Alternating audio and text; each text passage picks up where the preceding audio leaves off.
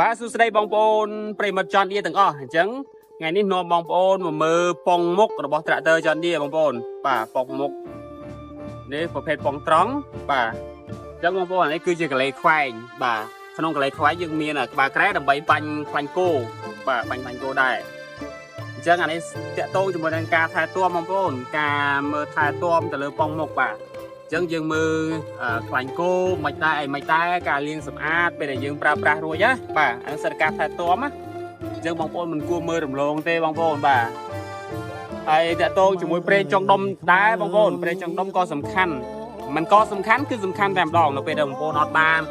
ត្រួតពិនិត្យមើលប្រេងទេទៅឲ្យប៉ះពាល់ដល់គ្រឿងមេកានិកខាងក្នុងបាទគ្រឿងមេកានិកខាងក្នុងណាអញ្ចឹងទេបាទការមើលថែការលាងសម្អាតការត្រួតពិនិត្យមើលឲ្យបានគ្រប់ជ្រុងជ្រោយបាទធ្វើឲ្យបាទ tractor ធ្វើឲ្យអាយុកាលនៃការប្រើប្រាស់បានយូរអង្វែងបងប្អូន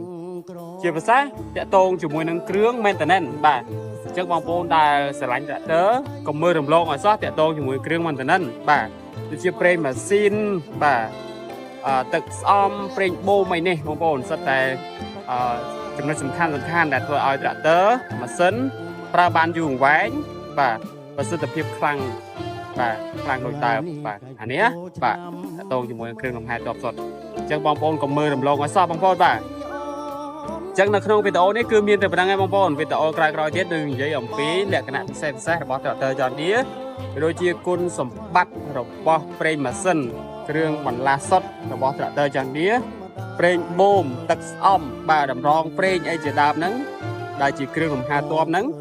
ឲ្យបងប្អូនបានយល់ឲ្យបងអូនដឹងពីគុណតម្លៃរបស់គ្រឿងបន្លាស់សុទ្ធបងប្អូនបាទអញ្ចឹងក្នុងវីដេអូនេះគឺមានតែប៉ុណ្ណឹងបងប្អូនបាទអរគុណជម្រាបលា